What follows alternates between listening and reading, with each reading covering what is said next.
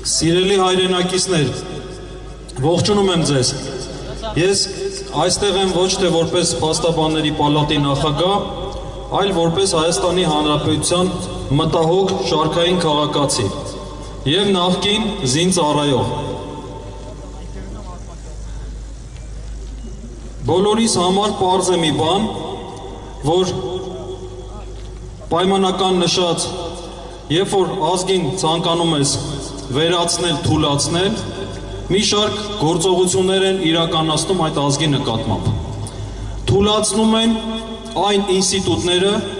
որոնք դիմադրություն են ցույց տալիս։ Այդ ինստիտուտներից են նաև բանակը, եկեղեցին եւ ընտանիքը։ Նախորդ 3 տարիների ընթացքում այս 3 ինստիտուտների նկատմամբ կոնկրետ թիրախավորումներ են եղել։ Հիշում եք Ստամբուլյան կոնվենցիան, ընտանեկան բռնության օրինագծի մեջ, երբ որ նաև փորձում էին ընտանիք հասկացության մեջ ներառել զուգընկեր հասկացությունը։ Լանզարոտեի կոնվենցիան, որը վավերացրեց եկեղեցու նկատմամբ ճնշումները հիշում եք, Նոր Հայաստան, Նոր Հայրապետ, եւ մեթոդը շատ պարզ էր։ Իրենք ընտրում էին հոգևորականին, թիրախավորում էին անձին,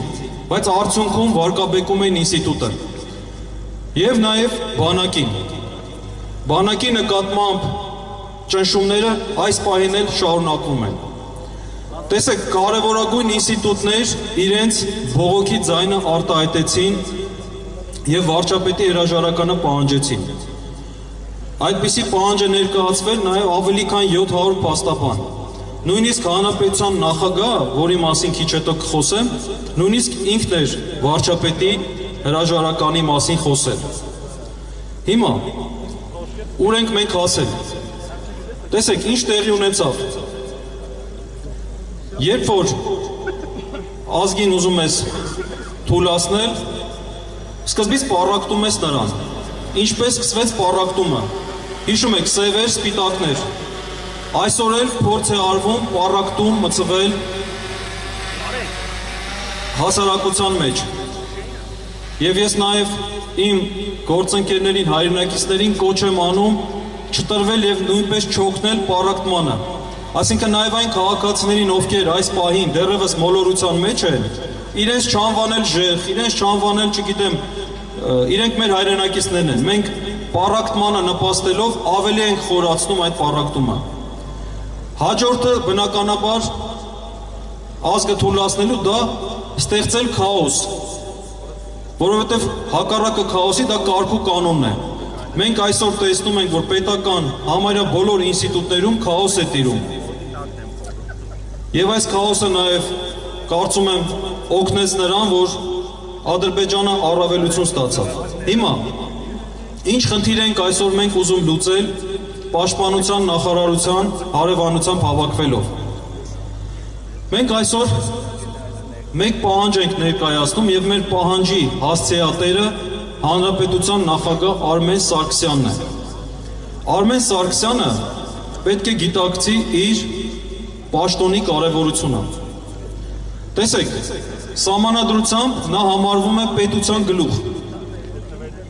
եւ պարտավոր է հետևել սահմանադրության պահպանմանը։ Ինչ է նշանակում դա։ Եթե սահմանադրական մարմինները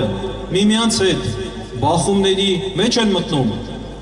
ապա նախագահը պետք է քաղաքակիրթ ճանապարհով լուծման ճանապարհը ցույց տա։ Որն է դա այսօր։ Նախագահը կարող է դիմել սահմանադրական դատարան։ Եվ այս դեպքում, երբ որ նույն նախագահը իր առարկություններում, երբ վարչապետի առաջարկությանը նա առարկություն ներկայացրեց, նա ինքը ընդունեց, որ այդ նախագիծը հրամանագիրը հակասում է առերևույթ սահմանադրությանը։ Սա նշանակում է, որ այդ կեցվածքին պետք է հաջորդեր մյուս քայլը, պետք է դիմեր սահմանադրական դատարան։ Բայց վարչապետի եւ նախագահ Արմեն Սարգսյանի հանդիպումից հետո Արմեն Սարգսյանի մոտ վարքագիծ փոխվեց։ Նա որոշել է, որ պետք է չստորագրի հրամանագիրը, բայց նաև դեռևս չի արտահայտել ցանկություն, որ պետք է դիմի սահմանադրական դատարան վարչապետի առաջարկությունը սահմանադրությանը հակասող ճանաչելու պահանջով։ Նախագահ Արմեն Սարգսյանը ուզում է դիմել սահմանադրական դատարան օրենքի սահմանադրականության հարցով, որը որ որևէ կերպ այս հարցի, այս վեճի լուծումը չի տալիս։ Հիմա ինչ է ստացվում։ Նույն Արմեն Սարգսյանը վերցնում է իր վրա պատասխանատվությունը այս սահմանադրական մարմինների միջև բախումը փողոցում լուծելու։ Փոխանակ տանի դատարան եւ մենք գոնե Հայաստանի Հանրապետության քաղաքացիներս քաղաքակիրթ լուծման հնարավորություն ստանանք, ինքը ուղիղ անում է հակառակը։ Եվ այստեղ բնականաբար հարց է ծագում. ինչ ունի վախենալու նախագահ Արմեն Սարգսյանը։ Արդյոք կրկին իրեն հիշեցնում են իր երկքաղաքացիության խնդիրը։ Արդյոք կրկին իրենից փաստաթուղթ են պահանջել։ Մենք փաստաբաններս, նախկին զինծառայողները, սպաները, հասարակության բոլոր խմբերը, ովքեր մտահոգ են մեր երկրի ճակատագրով, մենք ուզում ենք նախագահին հավաստիացնել, որ այդ փաստաթուղթը մենք էլ կարող ենք պահանջել եւ պահանջելու ենք։ Պահանջելու ենք, որպեսզի ցույց տաք, թե երբեք դուք քաղաքացիությունից հրաժարվել։ Հանրապետության, Հայաստանի Հանրապետության քաղաքացին, եթե քաղաքացիությունից ուզում է հրաժարվել, բավարար չէ միայն իր դիմումը, պետք է լինի նաև համապատասխան իրավական ակտ, որով նա քաղաքացիությունից զրկվում է։ Այդ պահից սկսված է նա համարվում Հայաստանի Հանրապետության քաղաքացիություն չունեցող։ Մինչ այս պահը մենք չենք տեսել նախագահ Արմեն Սարգսյանի փաստաթուղթը, թեկուզ որ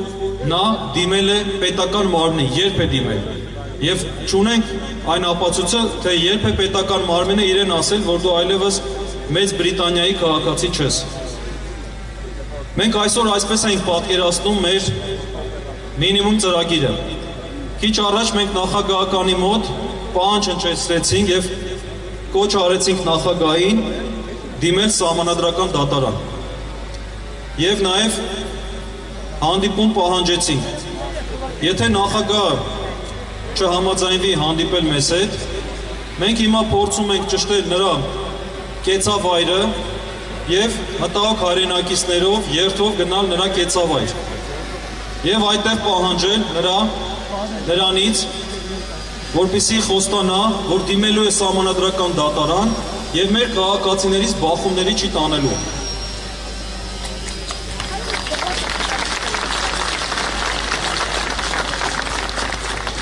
Պետք է նաև տեղեկացնեմ, որ դեռևս կա ժամկետ սահմանադրական դատարան դիմելու։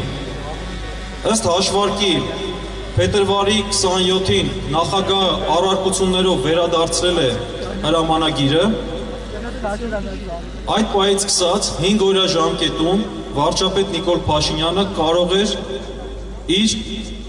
վարքագիծը, իր վերաբերմունքը ցույց տալ, առարկությունները չընդուներ կամ ընդուներ։